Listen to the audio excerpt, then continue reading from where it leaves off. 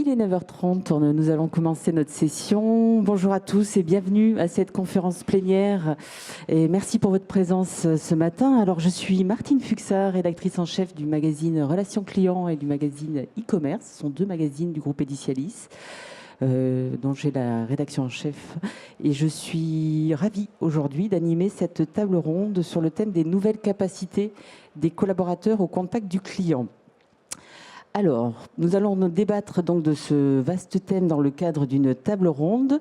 Mais auparavant, Emmanuel Olivier Paul, évangéliste au sein de Marques, va nous présenter les résultats de l'étude Marques et Wii U sur le thème « Les entreprises face aux nouveaux comportements des consommateurs ». Et ensuite, je vous présenterai les intervenants du jour. Emmanuel, c'est à vous. Je vous passe le micro.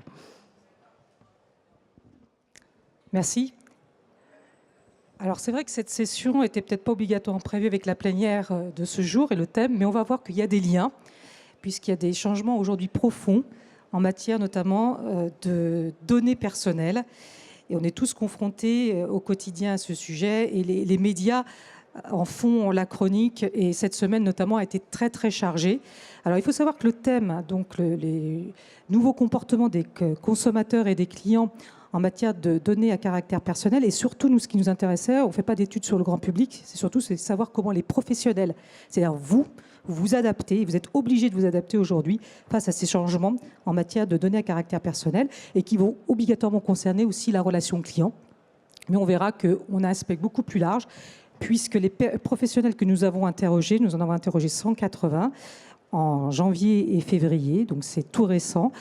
Ils ont donc des périmètres très larges, puisqu'on a donc des professionnels du marketing, de la relation client, du digital, de la vente, mais aussi des directions générales pour les plus petites entreprises et des directions informatiques, puisqu'il peut y avoir des sujets qui sont liés à la technologie, bien entendu, derrière. Alors, juste pour venir, c'est qu'il y a d'autres études qui sont parues déjà depuis quelques temps, qui avaient déjà mesuré l'évolution des comportements des consommateurs en matière de collecte de données à caractère personnel, et qui mentionnaient très clairement une évolution de ces comportements, et notamment des solutions d'évitement qu'ils étaient en train de mettre en place de plus en plus. En parallèle, vous avez vu, bien entendu, avec l'affaire Cambridge Analytica, mais pas uniquement, il y a eu aussi Yahoo avec le piratage de données en fait personnelles. Il y a eu aussi l'affaire Equifax, donc beaucoup de choses à très très grande ampleur aujourd'hui qui ont une incidence, plus la réglementation qui arrive, puisque le 25 mai, on est tous concernés, 25 mai prochain, vous aurez la mise en application du RGPD. Alors aujourd'hui, ces professionnels que nous avons interrogés, bien sûr, bah oui, c'est pas trop surprenant, j'allais dire 91% d'entre eux constatent un changement de comportement et d'attitude de leurs clients en matière de collecte de données à caractère personnel. Alors, la donnée personnelle, hein, est définie par la loi aujourd'hui, très clairement. Donc ça, vous allez sur le site de la CNIL, vous avez un petit paragraphe qui est très clair.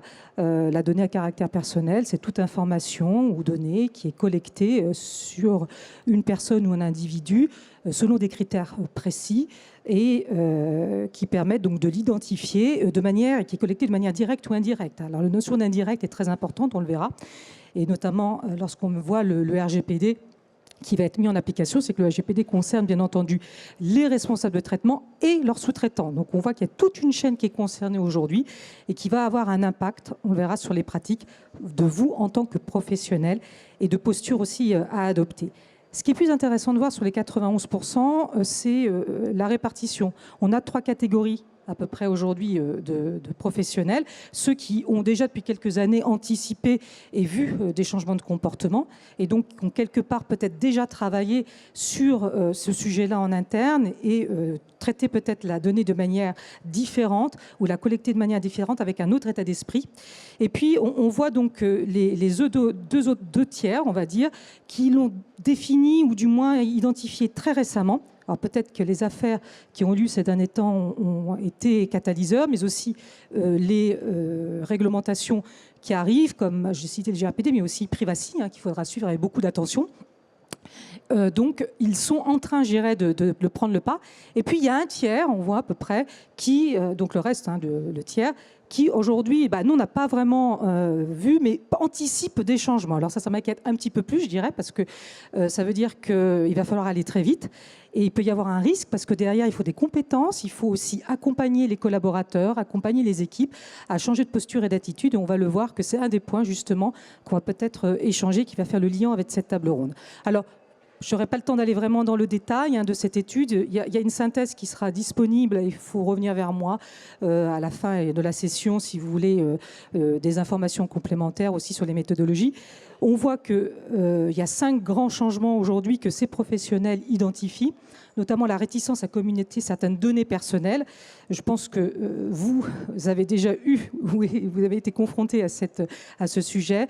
Le numéro, par exemple, de carte bancaire, c'est un des points qui est souvent le plus critique, surtout lorsqu'on n'est pas on est en relation avec une marque dont on ne connaît pas trop les activités, où c'est nouveau en fait sur le marché. Le désabonnement à des listes de diffusion. Alors, il faut savoir que là, avec le RGPD, on reçoit beaucoup de messages sur le consentement. Et le risque, c'est qu'on reçoit trop de messages en tant que client et consommateur et qu'on en zappe certains. Donc, ça va être, plus on attend à gérer au niveau des professionnels, à gérer cette étape-là, plus on a un risque aussi que vos clients en regard zappent en fait cette étape qui est essentielle en fait avec la réglementation qui arrive. Et puis 32% sur l'usage fait des données communiquées. Qu'est-ce que vous faites de ma donnée? C'est à quel usage? À qui vous allez la transmettre? Qu'est-ce qui va en être fait, par exemple? Là, lundi matin, aux États-Unis, juste sur les données à caractère personnel et sur l'usage qui en est fait, il y a une vingtaine d'associations de défense des droits du numérique aux États-Unis qui a interpellé la FTC, qui est la Federal Trade Commission aux États-Unis, et qui accuse en fait Google de collecter des données à caractère personnel sur les enfants via sa plateforme Google et d'en faire un usage normalement détourné de ciblage publicitaire, ce qui n'est pas autorisé par la loi. Donc on est tout à fait effectivement dans cette dynamique aujourd'hui. Donc on est sur la partie, je dirais aujourd'hui, haute ou visible de l'iceberg. Et je pense qu'il y a de plus en plus d'affaires ou de sollicitations, voire peut-être demain des class actions qui vont naître liées à ce sujet de l'usage fait des données personnelles. Est-ce qu'il est conforme? Est-ce qu'il n'est pas illégal? Est-ce qu'il est légal? Donc il faut aujourd'hui vous atteler. Et les directions de la relation client ne sont pas, je dirais, à la marge en fait de cette thématique-là.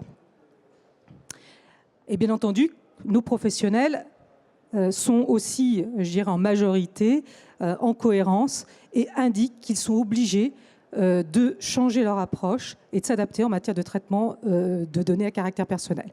Et on voit que pour 44%, donc près de la moitié, c'est une adaptation qui doit se faire, du moins qui est très importante pour eux. Sur ce sujet-là, les directions du digital sont beaucoup plus, qu'on a interrogé a priori, beaucoup plus sensibles en fait sur les adaptations qu'elles seront effectivement amenées à faire, et notamment par rapport au changement de comportement qu'on a vu précédemment. Elles évoquent beaucoup plus une thématique beaucoup plus large des changements de comportement et d'attitude des consommateurs vis-à-vis des données à caractère personnel, mettant même en avant par exemple le fait de désactiver les services de géolocalisation qu'on a moins trouvé par exemple sur les autres professions qu'on a pu interrogés, comme le marketing ou la relation client. Et de manière générale aussi, sur cette étude, ce qui m'a surpris, et là j'interpelle, parce que je pense que dans l'Assemblée, aujourd'hui, où on est nombreux, notamment autour de la table ronde, à gérer des services de la relation client, j'ai trouvé ces directions un peu plus en retrait sur ce sujet-là que les autres directions et profils, je dirais, de professionnels que nous avons interrogés, plutôt issus donc, de direction marketing ou de direction de commerce ou du digital. Or, la relation client ne peut pas être exclue en fait de ce sujet et on le reverra parce qu'elle traite en fait énormément d'informations et elle en collecte beaucoup sur la relation effectivement avec le client et sur les capacités aussi de traitement qu'il puisse y avoir autour. Alors, quelles sont les approches aujourd'hui que ces professionnels je dirais, mettre en avant plus particulièrement pour faire face à ces changements de clients avec leurs données personnelles. Alors, je vois qu'il y a beaucoup de personnes qui prennent des photos. Vous pouvez les récupérer après les slides, comme ça vous évitera d'avoir les bras en l'air et puis vous aurez peut-être un format plus propre. Mais n'hésitez pas à me le demander effectivement à la fin de la présentation. Donc, sur 6 points clés, il y avait une liste qui avait été soumise. On voit plus particulièrement alors, des points qui sont liés aussi, comme je l'ai évoqué, avec la législation qui change et qui arrive, notamment le RGPD, s'assurer que les prestataires et sous-traitants sont conformes aux engagements demandés. Ça va être un élément clé. Par exemple, les professionnels du marketing disent mais qu'est-ce que je fais avec mes sous-traitants qui gèrent des campagnes, par exemple, marketing. Il faut que je m'assure effectivement qu'eux aussi soient conformes au même niveau d'exigence que je m'impose vis-à-vis de mes clients. Renforcer la gestion du consentement, je l'ai évoqué précédemment. Donc ça, ce sont deux éléments qui sont très étroitement liés à la réglementation, qui est un booster aussi des changements des attitudes. Après, il y en a d'autres qui ne sont pas obligatoirement liés à la législation, mais vraiment au changement et plutôt, j'allais dire, aux affaires qu'on a vues de vol, de piratage ou de détournement d'usage des données à caractère personnel. Améliorer la qualité des bases de données clients et puis se concentrer sur les données clients clés et ne demander que ce qui est nécessaire. Je pense que vous avez tous eu l'occasion de remplir des formulaires qui sont à rallonge avec je ne sais combien de demandes, de critères, dont certains vous posez vraiment la question par rapport au moment où vous le remplissez. Est-ce que c'est pertinent par rapport aux besoins ou à la demande que je fais? Donc du coup avec des interrogations sur l'usage en fait qui va en être fait et qui est associé. Donc l'idée c'est de travailler de manière beaucoup plus ciblée, beaucoup plus ponctuelle et de vraiment collecter les données qui sont uniquement nécessaires en fait, à l'usage que vous souhaitez en faire. Et bien sûr, la transparence, je pense que c'est un point qui est clé à mettre au mot. La transparence va toucher l'ensemble, bien entendu, des collaborateurs. Et du coup, ça demande aussi à ces collaborateurs, lorsqu'ils vont être amenés à coller des données à caractère personnel, d'adopter une posture différente avec les clients. Et là, l'ensemble des professionnels que nous avons interrogés, du moins les trois quarts, sont, je dirais, enfin du moins sont cohérents, puisqu'ils disent qu'il va falloir travailler, notamment à les former, les éduquer, les amener à adopter un discours qui est différent, sans doute. Et je pense que ça va être un sujet qu'on va traiter autour de la table ronde de manière plus large. Mais je pense que dans l'engagement du collaborateur, l'expérience du collaborateur peut contribuer aussi au changement de posture et d'attitude en matière de collecte de données à caractère personnel. Et je pense que c'est un point clé aussi qu'il faudra relever, notamment aussi dans les services auprès des services clients. Alors, je repasse la main, juste pour terminer, donc, avant de démarrer la table ronde. Voilà, vous avez des éléments, revenez vers moi ou allez sur notre site web. Vous pourrez effectivement récupérer ces informations que je viens de vous délivrer. Merci beaucoup. Merci Emmanuel, merci infiniment. Effectivement, on voit bien le lien entre la posture que doivent aborder les collaborateurs et notre sujet du jour. Effectivement, quelle nouvelle capacité des collaborateurs au contact du client. Alors, nous allons entrer dans le vif du sujet après les enseignements de cette étude tout à fait intéressante. Avec Christophe Bègue, responsable de la relation de LDLC, qui est à ma gauche, Jean-Denis Mouchard, senior manager pôle accueil et relations clients du groupe ADP, Michel Vanbleu, directrice expérience client chez Nexity, et Emmanuel Olivier Paul chez Marquez qui reste avec nous pour échanger sur ce large thème. Alors je vous propose de commencer par un rapide peut-être tour de table, un petit mot de présentation de chacun d'entre vous pour que l'Assemblée cerne mieux votre périmètre et votre entreprise. Bonjour à tous, de bon matin, tout le monde est prêt. Je suis Michel Vanbleu, donc je suis responsable direction de l'expérience client qui a été créée en fin 2017, donc c'est assez récent. Et le groupe Nexity est un promoteur immobilier, ne pas confondre avec Natixis. Souvent on me dit ah oui on connaît. Donc Nexity c'est un groupe promotion immobilier dans lequel nous avons de la promotion construction, ce qu'on appelle de vente en futur achèvement, et une partie qui est importante d'agence sur le terrain qui est de 300, qui s'appelle Nexity aussi, qui est transac, location, gestion, syndic. Nous allons de l'étudiant à la maison de retraite. Donc on traverse quand même pas mal de populations. Donc on peut les garder dès le début et les entretenir. Donc la fidélisation est importante. Et c'est un groupe qui représente aujourd'hui 8000 personnes. Moi je représente la partie immobilier résidentiel, pas la partie service. Et sur l'ensemble, nous avons 30 filiales en France qui travaillent sur cette promotion. Merci Michel. Jean-Denis Mouchard, ADP. Bonjour, merci de votre présence. Donc, Jean-Denis Mouchard, moi j'ai le plaisir d'animer une équipe qui est en charge de la stratégie client et de la relation client à distance. Et depuis plus de 20 ans dans le transport aérien, qui est une passion, et ce qu'a drivé mes postes, effectivement, le plaisir d'avoir le client B2B et B2C. Au bout. Et puis, donc, Paris Aéroport ou groupe ADP, anciennement Aéroport de Paris. J'espère que vous avez été un de nos clients ou que vous le serez. Et on aura à cœur à vous accueillir avec tous les égards dus à votre rang, des étudiants jusqu'à la maison de retraite. Très bien. Christophe Bègue, responsable de relations clients de LDLC. Petit mot de présentation. Bonjour à tous. Donc moi, je suis en charge de la relation client pour le groupe LDLC. Le groupe LDLC aujourd'hui, c'est 4 marques marchandes en e-commerce, dans des univers aussi variés que l'univers de la maison, la puériculture, mais surtout les 2 marques éponymes, ldlc.com.pro pour particuliers et professionnels, où on est dans l'informatique et l'univers de la high-tech. Le groupe LDLC, c'est aujourd'hui 500 millions d'euros de chiffre d'affaires, 700 salariés. 7000 colis expédiés chaque jour et 60 collaborateurs au contact du client internalisés au siège social en région lyonnaise. Très bien. Emmanuel, on a déjà fait connaissance. Alors, juste un point de vue pratique, si vous voulez poser des questions et que je les retranscrive à nos intervenants, n'hésitez pas à suivre les indications qui vous sont indiquées sur le panneau et elles m'arrivent directement sur cette petite tablette et je peux les poser. Voilà, petit mot pratique. Donc, face à un client de plus en plus mature et exigeant, le nouveau défi des collaborateurs en contact comme en face à face avec les clients est d'adopter des nouvelles postures. Est-ce que ces rapports justement entre clients et professionnels de la relation client ont évolué selon vous ces dernières années? Comment vous le constatez dans vos métiers? Alors oui, nous on a une promesse qui est Paris vous aime, qui implique de l'hospitalité. On a accueilli plus de 100 millions de passagers l'année dernière. Donc il y a un aspect multiculturel et multinational qui est très très large chez nous. On a des passagers qui sont de plus en plus connectés, mais qui sont aussi de plus en plus en attente de liens. Donc il y a un côté passionnant d'être à la hauteur de ces exigences et un côté défi. Qui implique donc une mise à niveau des collaborateurs, les nôtres, on est 7000 collaborateurs, et tous ceux de nos partenaires sur les aéroports d'Orly et de Roissy, puisqu'il y a plusieurs dizaines de milliers de collaborateurs en contact avec les clients. Très bien. Michel, est-ce que ce rapport justement entre collaborateurs et clients, il a évolué ces dernières années chez vous? Au niveau de la promotion immobilière, il a énormément changé. C'est un secteur qui est en train de bouger. Comme on le sait, ce n'est pas un produit qui est industrialisé, hein, c'est de la construction avec des hommes. Donc on a énormément d'humains. Hein. Un appartement, ça représente 5 postes d'emploi aujourd'hui, entre 5 et 6. Ça veut dire qu'on touche à tous les métiers. Et aujourd'hui, ça c'est la partie construction. Mais toute la partie achat, qui est en fait le rêve, le projet. Aujourd'hui, on a plusieurs projets. Hein. On construit sa famille, mais aujourd'hui, on déménage assez régulièrement.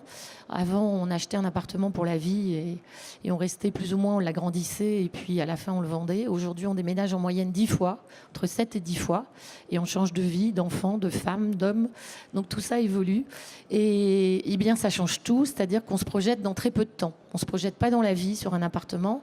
Mais par contre, quand on achète un appartement, on a besoin de se projeter dans une vision, comment il va être. La VFA, qui est donc la vente en état futur d'achèvement, c'est un plan en 2D que vous achetez. La moyenne d'un produit, c'est entre 200 000 et 300 000 euros, selon les régions, bien sûr, entre Paris et la région. Et vous signez le prix d'une Ferrari et vous ressortez avec un papier noir et blanc dans votre dossier. Donc aujourd'hui, il y a un gros travail à faire sur ce sujet et on va en parler après. D'accord. Et chez vous, en fait, le client, il est géré par combien de collaborateurs?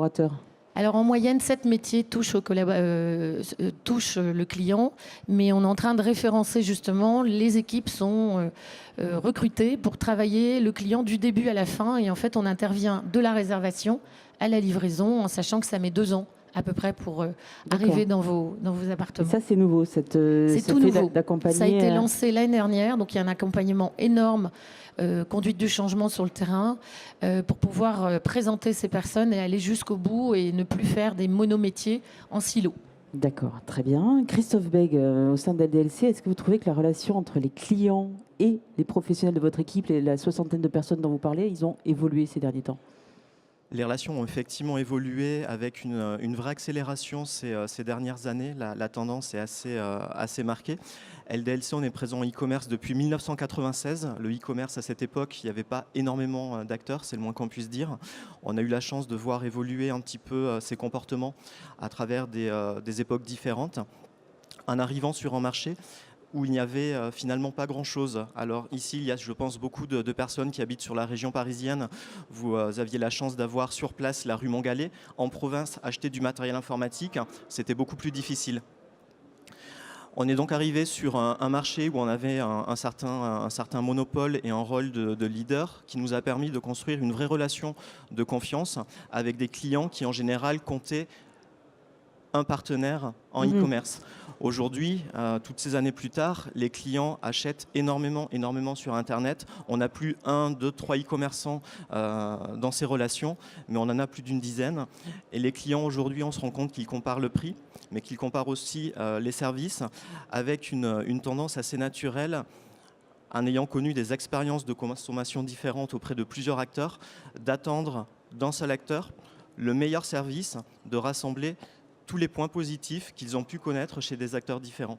Donc le niveau d'exigence est effectivement monté en flèche. Et vous, en termes de volumétrie, ça représente combien de contacts clients au sein de LDLC? On traite 600 000 demandes par an, tous canaux confondus. Donc une soixantaine de personnes à Lyon, ça représente 2000 contacts par jour en moyenne. Alors justement, comment faire pour mettre en place cette symétrie des équipements et des capacités? Quel type d'expérience enrichie vous recommanderiez, vous, aux personnes qui sont dans la salle, pour faire en sorte que les collaborateurs et les clients aillent dans le même sens, en fait? Embarquez vos collaborateurs au service de vos clients. Emmanuel, Olivier, Paul, je crois que vous aviez un focus là-dessus, sur tout ce qui est RH. Oui, parce que sur cette problématique-là, pour changer, je pense que d'ailleurs, vous avez dû être amené à travailler peut-être avec la direction des ressources humaines, qui vous a parlé de conduite du changement. Oui. Donc les RH doivent accompagner et doivent être sollicités pour justement transformer soit le positionnement, soit l'attitude, la posture que doivent avoir les collaborateurs, soit aussi travailler sur la partie engagement. Et ça, c'est un point souvent qu'on oublie, parce qu'on ne les sollicite pas en fait du premier abord. Ils ne sont pas toujours aussi parfois réceptifs. Ils sont sur d'autres problématiques peut-être un peu plus administratives et pas suffisamment justement orientés vers la stratégie de l'entreprise. Mais maintenant, ça paraît effectivement incontournable. Incontournable. Et c'est cette vue transverse, en fait, de même le travail avec... Pourquoi ? Parce que finalement, aujourd'hui, les collaborateurs ont besoin d'être plus formés qu'hier par rapport à ces nouvelles attentes, ces oui, bien nouveaux sûr. Oui, moi, je pense oui. Même là, on n'a pas évoqué, mais la recommandation, je pense dans le cas de LDLC, on regarde, avant d'acheter un produit aujourd'hui, on regarde quelles recommandations il y a eu. Dans le domaine du tourisme, par exemple, c'est flagrant. Avant de réserver sur Airbnb ou sur Booking.com, vous regardez ce qui a été dit en fait par les autres et comment le service a été délivré par l'hôtelier sur place.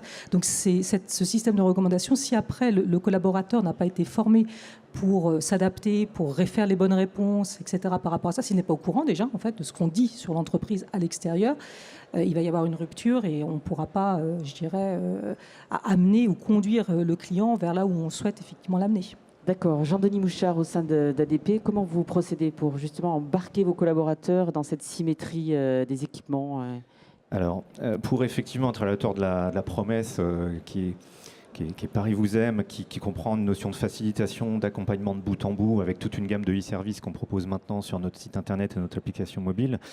Nous, on a envie de considérer le collaborateur comme un client à fidéliser, de lui donner les mêmes égards ou attentions que celles qu'on donne à nos clients, pour qu'effectivement il n'y ait pas de déséquilibre. Donc ça passe par du design d'application, ça passe par de l'implication des collaborateurs sur l'ensemble du design d'expérience, y compris du design d'expérience client.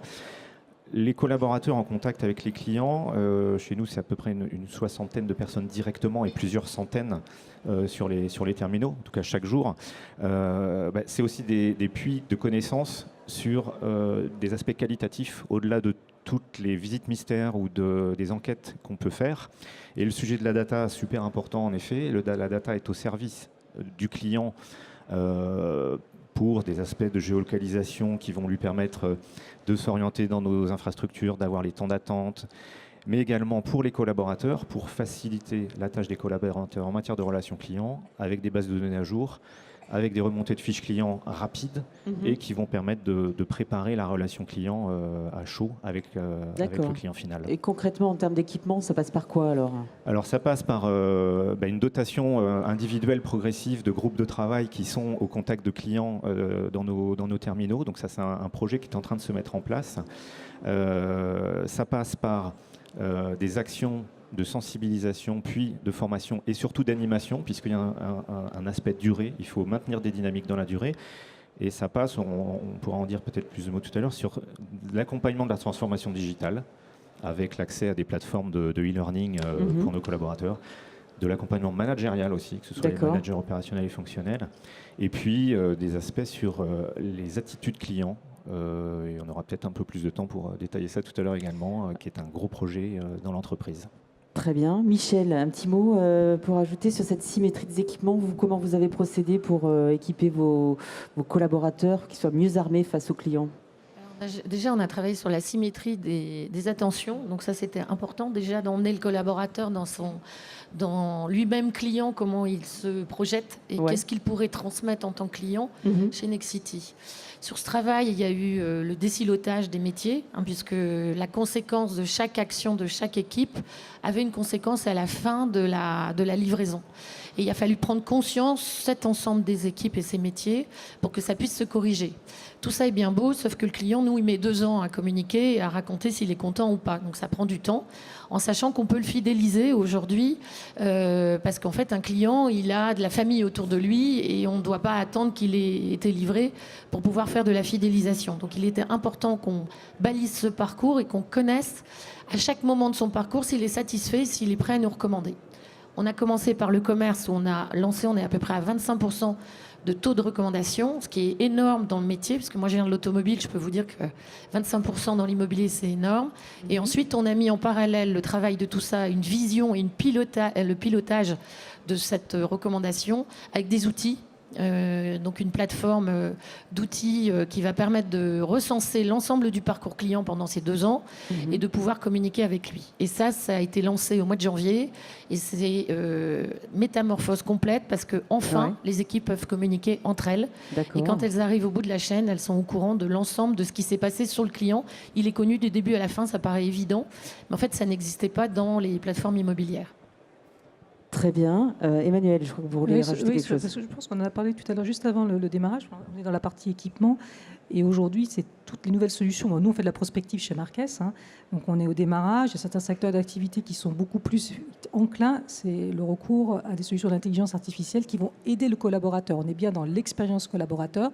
Et l'idée, c'est des process d'automatisation. Aujourd'hui, sur les professionnels qu'on a interrogés, il y en a 3/4 qui ont des projets aujourd'hui d'automatisation, de recours à l'intelligence artificielle pour automatiser des tâches qui sont à très faible valeur ajoutée.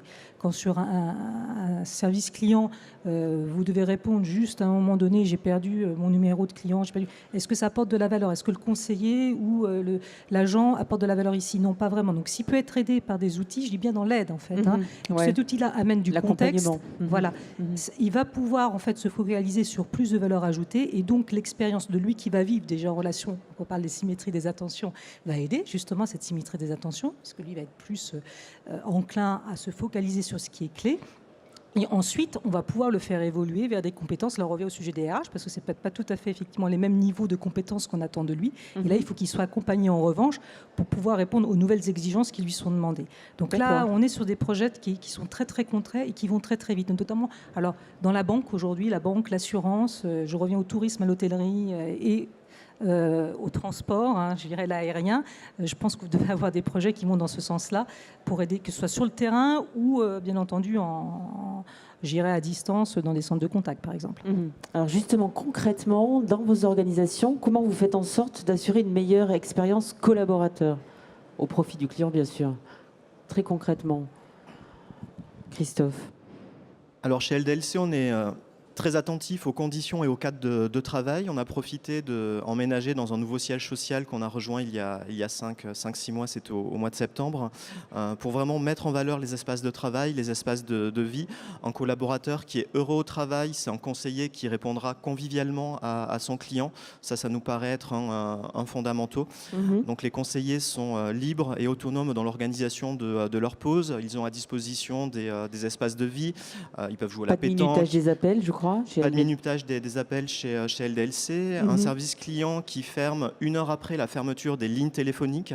Ça permet d'accueillir les derniers clients qui téléphonent dans des conditions idéales. Ça permet de terminer ces traitements back-office dans de bonnes conditions. Ça permet d'anticiper sur le traitement des canaux digitaux et de ne pas avoir à le faire le lendemain.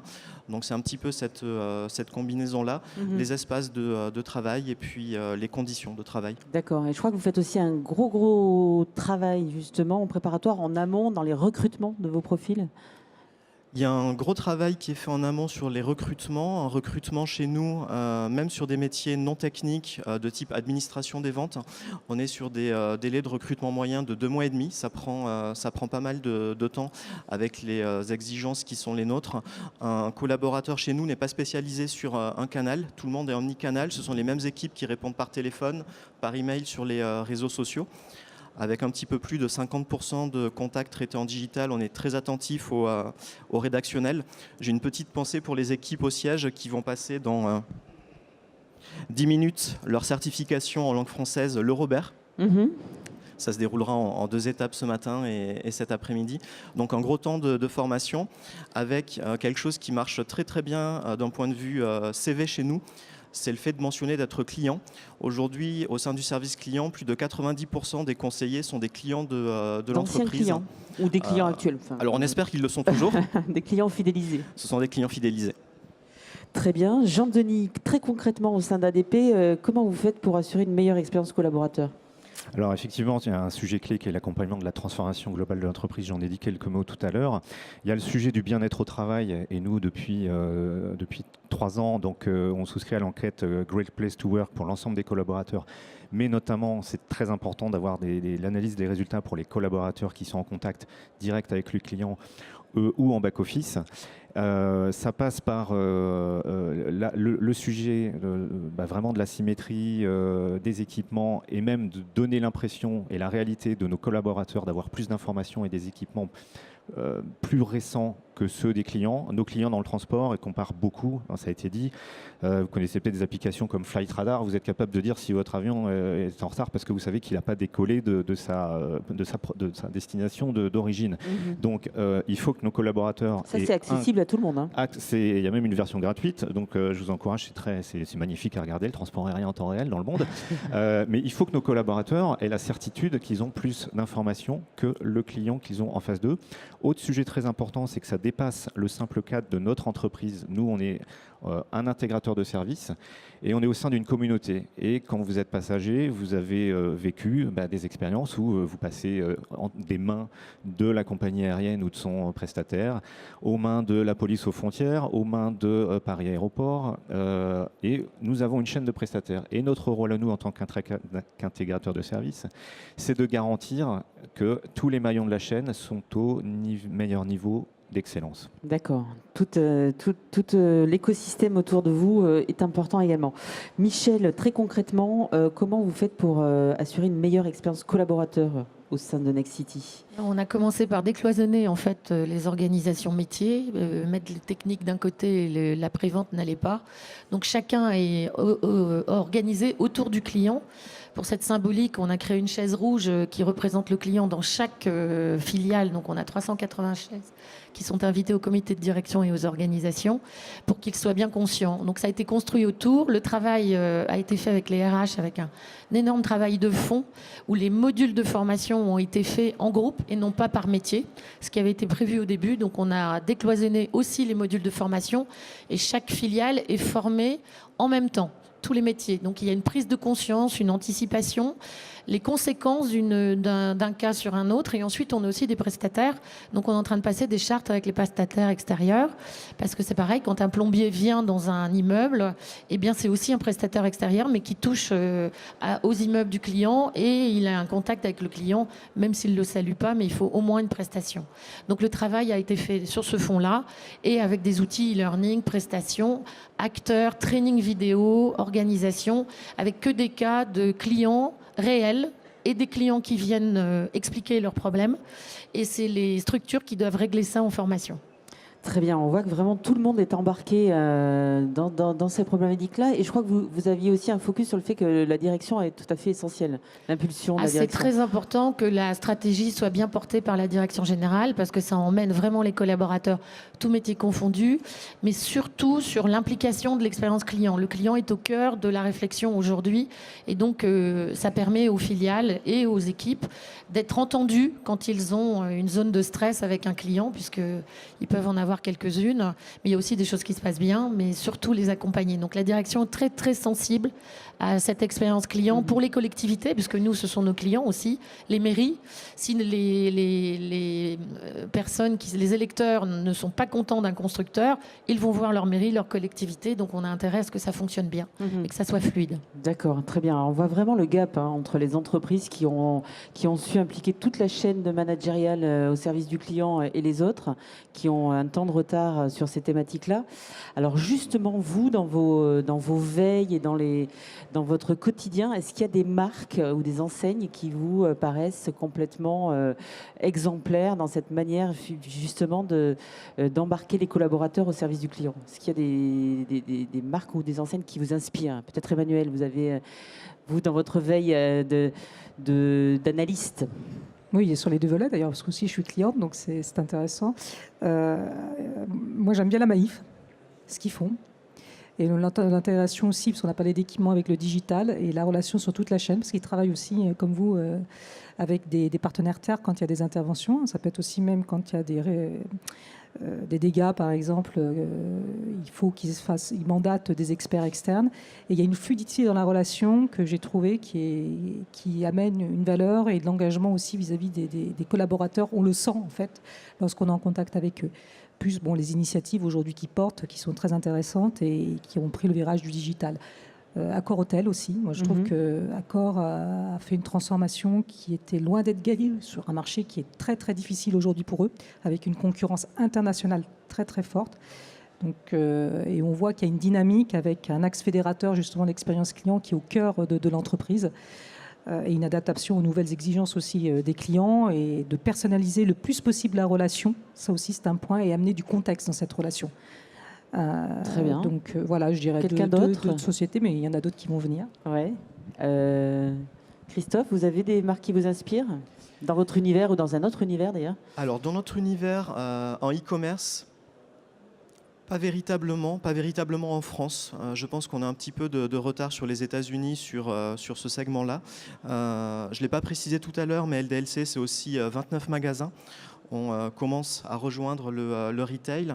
Sur le retail en France, il y a de très belles expériences évidemment. Je me sens assez proche de sociétés comme Decathlon.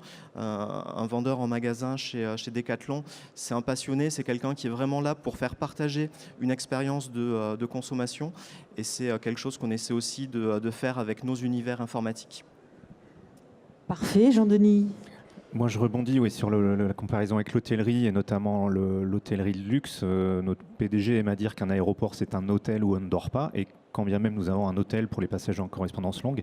Donc c'est vrai que dans l'hôtellerie de luxe, il y a des codes qui nous intéressent beaucoup sur les notions de personnalisation, d'unicité, puisqu'on gère, on a accueilli 100 millions de passagers, mais l'impression qu'on souhaite donner, c'est que ce sont des personnes et que chacun était attendu et chacun est unique. J'aime bien aussi l'exemple de La Poste. Alors l'exemple de ce qu'ils ont fait il y a quelques années en ouvrant les guichets, en faisant bouger les personnels dans les bureaux, et c'est une démarche qu'on a dans nos terminaux. Et puis, je ne sais pas si vous avez vu, ils ont une campagne de recrutement en cours pour recruter 500 conseillers financiers à la Banque Postale, avec ce que vous êtes est plus important que ce que vous faites. Et ça, c'est quelque chose qui m'inspire beaucoup sur le sujet de l'attitude. Sachant que la Poste se transforme fortement en ce moment. Très bien. Un petit mot pour ajouter? Nous, on a énormément d'émotions sur l'achat d'un appartement. Donc, on était sur... En Internet, on était plutôt sur Zappos, où ils travaillent, les conseillers au téléphonique travaillent sur pourquoi le produit est retourné sur l'émotion. Et il y a un énorme travail d'émotion qui a été travaillé sur ce sujet. Dans les 5 critères de retour, il y a une présentation sur l'émotion et le conseiller doit aller chercher cette émotion. Nous, c'est complètement ça. C'est aller chercher cette émotion. Quand le client arrive chez le notaire, il faut aller chercher ces infos. Donc le deuxième point, c'est l'hôtellerie. Je compare très souvent, quand on livre un appartement, c'est la même chose si on prend les clés de sa chambre et s'il n'y a pas les draps et s'il n'y a pas les instruments qui vont autour. Et bien un appartement, c'est pareil, la petite bouteille de champagne. Voilà, c'est exactement pareil. Je rentre dans un appartement pour y vivre. Donc c'est très important. Alors justement, j'ai une question pour vous, Michel, de la salle, qui a été posée via l'application. Pouvez-vous revenir sur la chaise rouge installée dans la salle de réunion et ses impacts dans l'entreprise? Parce que tout ça est lié, mais effectivement, comment Est-ce que vous pouvez nous expliquer davantage En comment fait, ça se passe? l'impact de faire prendre conscience à tout le monde que le client avait un apport très important dans les comités de direction. J'ai créé une bande dessinée avec un comité de direction en silo et j'ai expliqué que le client avait un avantage avec chaque intervenant du comité de direction, de tout métier confondu. Et donc, j'ai mis une chaise en teaser dans les bureaux des directions sans marquer ce qu'elle représentait. Donc, bien sûr, tout le monde a cherché qui avait mis cette chaise. 2 jours après, j'ai mis le mot client. Et 3 jours après, j'ai demandé « demandez-moi mon avis ». Du coup, la présidence a emmené tout ça dans l'ensemble des filiales et c'est devenu la synthèse de l'expérience client au niveau du groupe. Et on Bravo. en a sur tous nos comités de direction. Et systématiquement, quand je descends en filiale, on descend avec les chaises et les chaises sont présentées et c'est le client qui parle et après on travaille avec les témoignages des clients. Donc on les rencontre énormément en fait. D'accord, très bien. Alors pour accompagner tous ces changements, comment vous procédez? On va parler peut-être formation. J'ai des questions que je vous poserai après. Jean-Denis, vous, comment vous procédez en termes d'accompagnement? Alors oui, de la formation, mais avant tout, je dirais que c'est de l'association des collaborateurs directement concernés sur les sujets de relations clients pour définir les actions de formation, de sensibilisation, voire de contribuer à la création de la stratégie. On a conçu avec les collaborateurs il y a 1 an et demi le programme qu'on a appelé Attitude Client, donc avec des attitudes de service et des signatures de service. Des attitudes de service autour de l'élégance, parce qu'on est en France et à Paris, autour de la chaleur, de l'attention, et puis de l'audace. Parce que, effectivement, les nouvelles technologies, l'intelligence artificielle vont être très utiles pour, on va dire, faciliter la vie du client et du collaborateur. Et au final, l'humain va se recentrer sur son métier d'expertise. Et la valeur audace, c'est de dire comment chaque collaborateur ou Paris Aéroport ou ceux de nos partenaires incarnent leur singularité face aux clients, parce qu'on est aussi dans une activité où il y a des aléas d'exploitation. Donc même si on a des référentiels d'accueil, des procédures comme dans toutes les entreprises, il y a des moments, rien n'est écrit. Donc il n'y a que l'humain qui a la capacité à enchanter une expérience client. Et puis on a aussi avec la DRH des programmes depuis 2 ans de formation qui s'appellent Attitude Manager, donc pour faire le pendant avec Attitude Client, qui passe par des actions de formation, du coaching par équipe, du coaching individuel. Et puis ce qu'on aime bien aussi depuis longtemps, c'est de s'inscrire à des challenges comme élu service client de l'année, parce que ça met en tension positive toute la communauté Paris Aéroport, des partenaires Une et des autres. émulation. Ouais, et quand on gagne, c'est sympa. Quand on gagne pas, c'est bien aussi parce que ça nous booste pour l'année qui suit. Et tout ça génère aussi beaucoup d'émotions positives et de convivialité. D'accord. Est-ce que l'e-learning, c'est une question qui m'est posée, c'est quelque chose qui rentre dans vos plans de formation?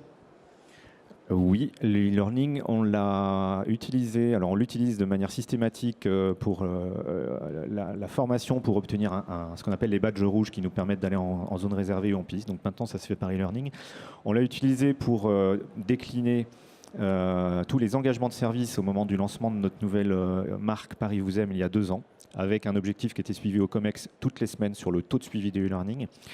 On le réutilise sur l'accompagnement de la transformation digitale avec une plateforme e-learning qui comprend plusieurs dizaines de vidéos avec des parcours et avec un passeport digital. Et l'ambition qu'on a, c'est sur des sujets de formation, c'est de faire descendre la formation sur le lieu de travail du collaborateur. C'est-à-dire que c'est à nous d'aller régulièrement animer, challenger, maintenir à niveau les compétences, mais sur le lieu de travail du collaborateur, parce que c'est une attention qu'on souhaite leur porter. Très bien. Christophe Bègue, comment vous accompagnez les changements également? Alors, j'ai une question pour vous sur les temps de pause.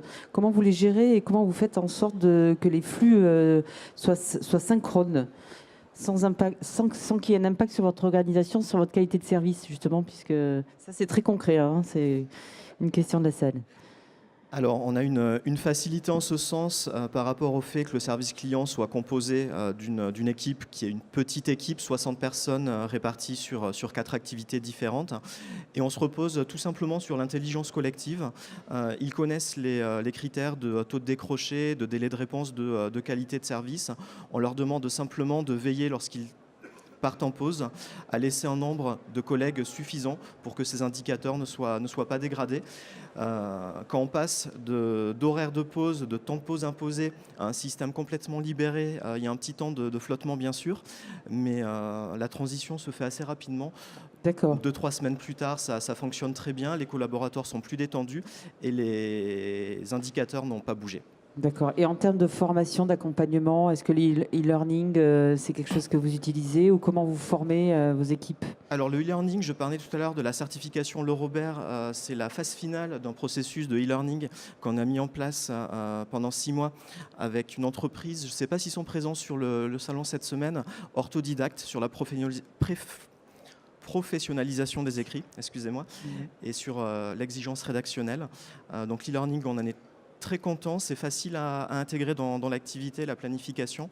Il y a un côté très ludique pour les conseillers, ça fonctionne bien. D'accord, très bien.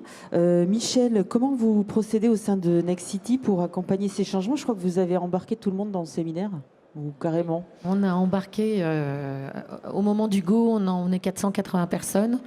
Et dans le mois qui suivait, et l'avantage, c'est qu'on a motivé l'ensemble avec des clients qui étaient présents au séminaire. À chaque table, il y avait des clients présents et qui venaient donner leur avis sur les plans d'action. Donc c'était un séminaire sur un plan d'action futur et chacun est reparti avec sa feuille de route et son organisation. Et derrière, il y avait les modules de formation qui les accompagnaient, avec un e-learning aussi. Et on a travaillé aussi sur le langage, sur la façon de rédiger un mail. Il est clair qu'entre une relation client et un assistant technique, peut-être qu'il n'a pas le temps, il limite un peu des fois la réponse du côté un peu juridique. C'est prévu dans le contrat et voilà comment ça marche. Donc il y a tout un travail de sensibilisation, de réponse et d'émotion dans chaque message en fait qui travaille vers le client. Important de marquer ce chantier par ce séminaire où tout le monde était regroupé avec des clients. Vous avez réfléchi à ce projet comment en fait? Comment vous en êtes venu à cette... En fait, l'idée, c'était de rassembler les équipes. Le temps de faire le Tour de France que je viens de finir, c'est 35 villes, donc c'est un peu compliqué. L'idée était déjà de sensibiliser les directions générales au premier abord, donc, et de faire venir tous les clients au premier avec la direction générale pour déjà qu'ils percutent aussi sur les impacts que ça allait avoir de réunir toutes ces personnes. Et les 480 personnes ont été embarquées parce qu'elles étaient ensemble avec les clients. Et ça a donné une énergie en filiale qui a été très très rapide au niveau du déploiement. Très bien, parfait, félicitations. Alors justement, une autre question plus sur les outils. Donc là, on a parlé de l'accompagnement, de la formation. Quels outils mettre en œuvre pour garantir l'autonomie des collaborateurs et la résolution au premier contact? Donc ça, c'est dans tous les services clients de France. Je pense qu'on se pose ces questions d'outils, et notamment avec l'intelligence artificielle qui ouvre de nouvelles perspective. Emmanuel, est-ce que vous avez un avis sur les solutions intéressantes et innovantes à déployer? Alors, j'ai plus parlé de process. On parlait justement d'aider le collaborateur dans la rédaction. Là, on voit sur la partie maîtrise du langage, maîtrise du français ou maîtrise de l'émotion. Il y a déjà une première étape aujourd'hui qui est utilisée par beaucoup de services clients, mais pas uniquement. Ça peut être aussi le conseiller, le chargé de clientèle dans une agence bancaire. C'est tout ce qui va être analyse sémantique aujourd'hui, c'est-à-dire qu'il va déjà pré-traiter quelque part l'information. Et dans l'analyse sémantique, on peut aller plus loin parce qu'on fait l'analyse de sentiments et d'émotions. C'est-à-dire qu'un message entrant, on peut aller aujourd'hui à des solutions qui permettent justement de faire de l'analyse. Peut-être. Du marché, là, j'ai pas pour vocation de pouvoir faire de la promotion en fait, de ces solutions-là. Il y en a quelques acteurs qui sont là, qui sont aussi d'ailleurs au salon e-marketing. Mais est-ce que c'est vraiment performant? Est-ce qu'aujourd'hui, il y a des gros projets aujourd'hui, si vous voyez. Alors là, parce que je sentais, est-ce qu'avec IBM Watson, par exemple, qui travaille pour le Crédit Mutuel, où c'est de l'analyse en fait de mails, c'est-à-dire que le chargé de clientèle arrive le matin, il va pas déjà traiter. Le problème, c'était le traitement des mails. Ils ont une surcharge en fait informationnelle. Du coup, ils peuvent plus se concentrer vraiment sur la relation avec le client au moment où il arrive en rendez-vous. Donc déjà de diminuer et de traiter de manière automatique ou semi-automatique, on va dire, attention, c'est pas tout, mais il y a en analysant les mails entrants et déjà en pré-aiguillant ou pré-suggérant des réponses qui doivent être faites au client via ce canal-là. Donc ce qui va diminuer en fait sa charge au quotidien et pouvoir au moins le concentrer sur justement la valeur ajoutée complémentaire. Et là, c'est des projets en fait derrière qui se comptabilisent en fait sur des à la sortie, par an, en fait, on est sur des centaines de milliers en fait, de transactions qui sont effectuées sur ce volet-là. D'accord. Ça peut être, on parlait en fait dans le commerce, plus, je dirais, dans les magasins, mais Darty, qui a très rapidement mis à disposition des collaborateurs, ça a été l'un des premiers. Alors là, on parlait d'équipements, des tablettes, mais pour avoir la même information qu'a le client sur le site web, en magasin. Et à un moment donné, se concentrer vraiment sur l'acte de vente en magasin, sur le conseil en magasin. Parce que souvent, on oublie, mais la relation client aussi est encore beaucoup en présentiel, lorsqu'on est dans les magasins. Et comment, et là je reviens, je pense que sur ce qui a été dit chez ADP, on doit faire descendre le plus d'informations possible et que le collaborateur en sache même plus que le client sur ce qui va se passer. Aujourd'hui, souvent, il y avait un décalage, on les avait oubliés. Les collaborateurs, on les avait oubliés en termes, je dirais, de mise à disposition de solutions. Les clients avaient, je dirais, plus, à travers des solutions et des applications qui sont gratuites pour la plupart, d'informations que ne pouvait avoir le collaborateur. Donc, analyse sémantique, analyse de sentiments, analyse d'émotions, l'intelligence artificielle avec du machine learning qui va automatiser. On est vraiment sur des gros projets aujourd'hui de grande ampleur qui viennent je dirais, en support en fait, du collaborateur. Tout ça en amenant du contexte, il ne faut pas oublier. Le contexte est important. Quand on appelle par exemple parce qu'on a loupé son avion ou du moins l'avion ne va pas partir et qu'on est obligé de rester, qu'on est à l'autre bout du monde, on a un stress. Quand de même on a un accident de voiture, on est stressé. Et donc il faut amener ce contexte en fait, et on ne peut pas du tout gérer de la même façon l'acte, et là il faut une reprise humaine, donc on ne peut pas séparer, et donc il faut à un moment donné avoir des outils qui vont tout de suite réaiguiller en fait, et d'adapter le comportement du collaborateur en fonction de ce contexte. D'accord.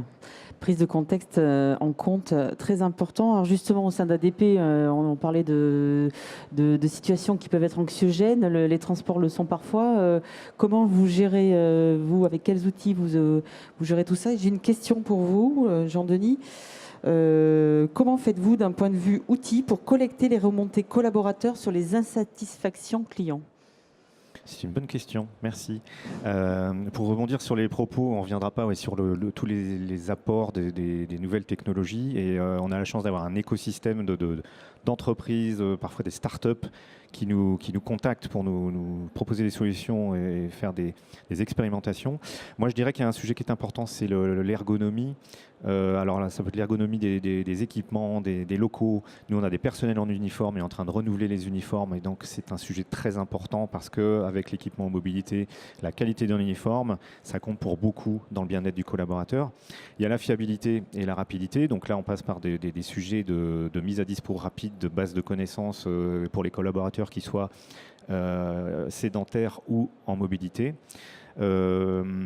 C'est un sujet majeur parce qu'effectivement, quand on a un client stressé au bout du fil ou face à soi ou sur un fil Twitter, il faut être très réactif et se concentrer sur l'aspect émotionnel. Et je rebondis sur ce qui a été évoqué avant, sur tout ce qui concerne les argumentaires de réponse. C'est l'idée, c'est de se dire, c'est de passer on répond à un motif de sollicitation, de réclamation, ou à répondre à une typologie de client. C'est-à-dire, c'est se mettre dans le costume du client, c'est-à-dire dans quel état d'esprit est-il quand il nous écrit, quand il est au téléphone, et qu'est-ce que je dois faire tout de suite pour soit répondre à sa sollicitation ou transformer son expérience en enchantement. D'accord. Alors, les remontées collaborateurs, il y a des dispositifs qui existent, c'est assez classique de messagerie interne. On vient de déployer dans l'entreprise un réseau social d'entreprise, donc c'est l'outil Yammer. Donc il y a aussi des communautés qui sont créées dans cet outil pour remonter les expériences collaborateurs. Et moi, je dirais que le meilleur moyen, on parlait d'attention aux collaborateurs, c'est pour nous qui sommes, on va dire, une direction entre guillemets de siège, et nos équipes, c'est d'aller les voir. Et c'est d'aller les voir avec leur manager opérationnel parce que c'est une attention qu'on leur porte. C'est un sujet d'animation des démarches qu'on met en cours, des démarches de fond, que ce soit de la formation, de la sensibilisation. C'est d'aller partager les résultats avec eux. Et c'est très vertueux. Et c'est aussi l'occasion d'avoir leur feedback en direct. Comme souvent, on aime bien, même nous qui ne suis pas en uniforme, de me déplacer dans le terminal et d'avoir l'occasion d'aller aider un client, de lui poser quelques questions sur son expérience et d'être un peu visiteur mystère.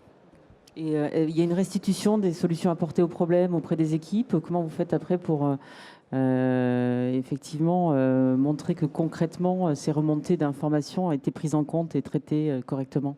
Alors pour toutes les personnes qui sont sur des tableaux de service en opérationnel, donc c'est des choses qui se font lors des débriefings à chaud. Alors ça peut être sur des sujets de comportement, sur des sujets de feedback client, sur des sujets de procédure. Et ça se fait dans la durée, sous des formes diverses, alors à la fois digitales par un site intranet ou cet outil Yammer, ou de manière très visuelle. Moi, j'aime beaucoup le management visuel parce que c'est des choses qui sont aussi participatives dans des locaux, dans les back-office des collaborateurs. Et ça permet de créer du lien autour d'une animation ou d'une belle image partagée avec les tops et les flops de la journée, par exemple, des choses parfois très très simples. Mais c'est sous la forme de quoi? D'un rendez-vous via Skype, c'est des points réguliers ou c'est opportuniste en fait comme démarche? Alors c'est les deux, parce que dans toutes nos directions opérationnelles, il y a des points réguliers avec tous les agents qui sont en contact avec les clients. C'est de manière opportuniste quand nous, on vient les voir. C'est de manière parfois organisée, au moins de manière mensuelle, avec les managers pour leur faire le débrief de toute la matière qu'on a sur la relation client et comment, pour reprendre la devise de l'association pour le management de la relation client distance, comment transformer les pépins en pépites. Alors, c'est un truc qui marche. Tout un programme. Tout un programme. et c'est ça, parce qu'en fait, on a la chance, quand on est sur des équipes de relations clients, on est assis sur la voix du client en temps réel.